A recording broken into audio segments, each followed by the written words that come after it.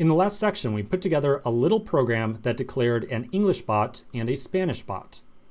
We then declared two separate print greeting functions. They each expected to be called with a different type, so one with an English bot and the other with a Spanish bot.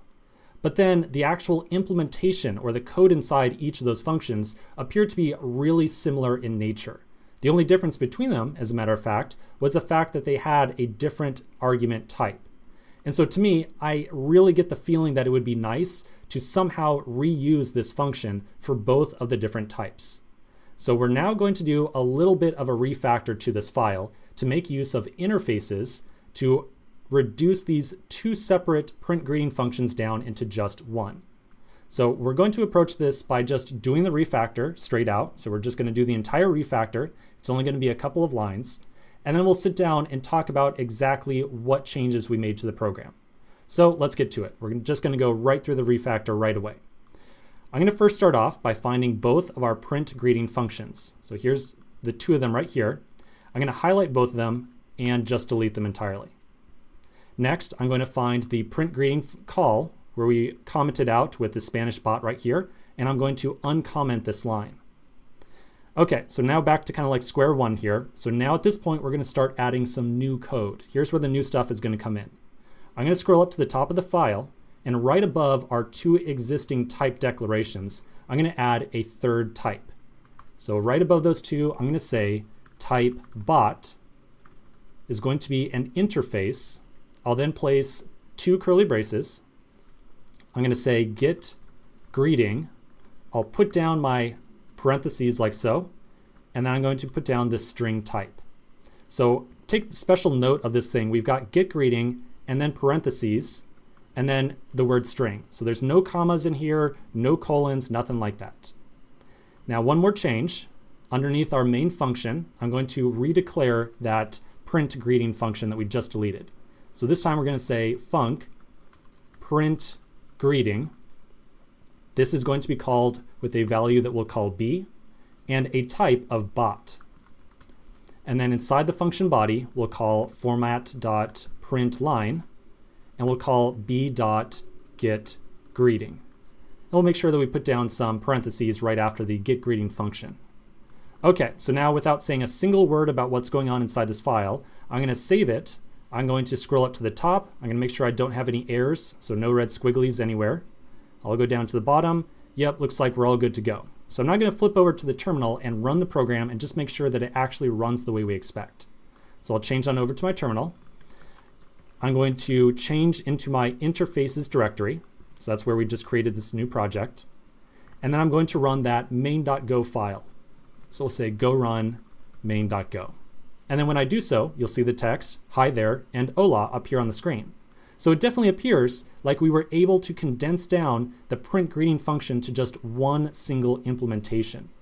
So that's pretty much it for the refactor. Not that bad. So let's now take a look at a couple diagrams that are going to help us understand exactly what this interface thing is. Okay, so this first diagram is going to be a little bit crazy, but don't worry, we'll go through it step by step. So we're going to first start off on the left-hand side. And so on the left-hand side, I only mean to say here with these two big boxes that our program still has a type of English bot inside of it, and it still has a type of Spanish bot. And then each of them has their own respective implementation of the getGreeting function. So they both have a function called getGreeting. Now the new stuff is here on the right-hand side, and this big green box is meant to represent this new type bot interface statement that we just added. Now, I know it's really annoying when people like read text directly off a slide. I know it's annoying. I personally don't like it. Nonetheless, I really like the text here, so I'm going to read it off to you, and don't worry, I'll add in a lot of extra dialogue so it's not just me reading stuff off the slide directly. Okay, so inside of our code file, let's first start off with this line right here where we said type bot interface. So this line of code right here can be interpreted as essentially saying, hey, everyone inside this program, all of you different types out there, all of you different types like English bot and Spanish bot, to all of you, to whom it may concern, our program now has a new type, a third custom type called bot. So we have a new custom type called bot right here. Now there's nothing special about the name bot. I only use the name bot to kind of implement or kind of give you the idea of a more kind of generic approach to an English bot or Spanish bot. So you can kind of imagine we are defining some behaviors right here that are common to all different bots that we might have. So if we also had a Russian bot, French bot, Italian bot, and so on, they all kind of share the same implementation from this type base bot right here.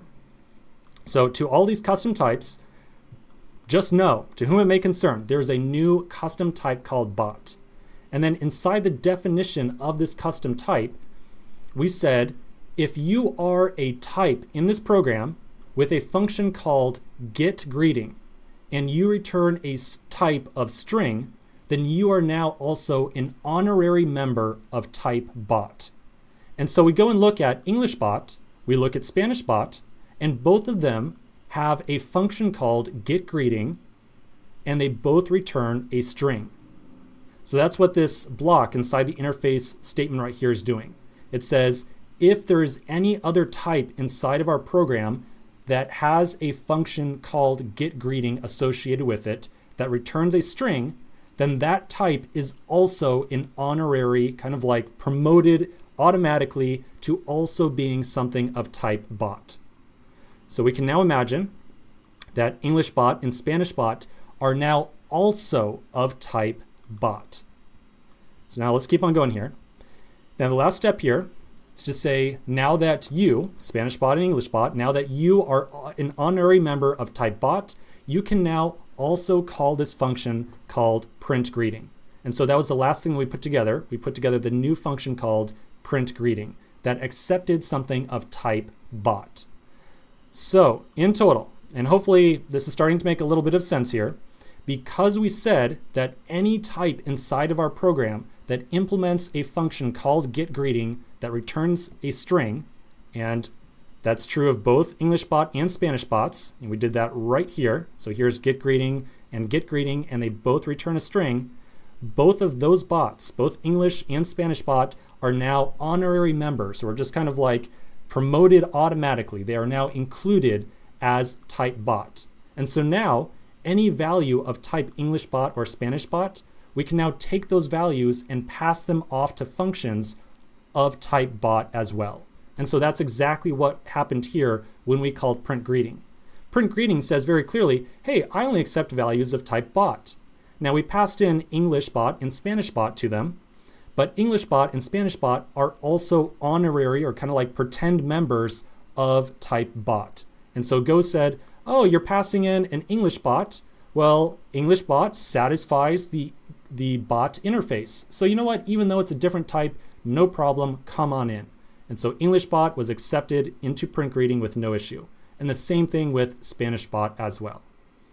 Okay, so that's kind of like iteration number one, pass-through number one, description number one of what this interface did for us. We use interfaces to define a method set or a function set right here. We're kind of defining what something of type bot, what different functions and return types it should have. By defining this interface, we are allowing Go to say, hey, well, anything that kind of matches this description right here is now of type bot. And so we can then use those other types in any other location where we expect to see a type of bot. So again, that's kind of pass-through or description explanation number one. Now this is a really complicated topic, so let's take a quick break and we're going to take another look at this entire interface system again. And still the same program, so still the same code, but we're going to take another look at it from a slightly different angle, just to make sure that you really get a good sense of what's going on. So let's take a quick break. We're going to come back and continue talking about interfaces in the next section.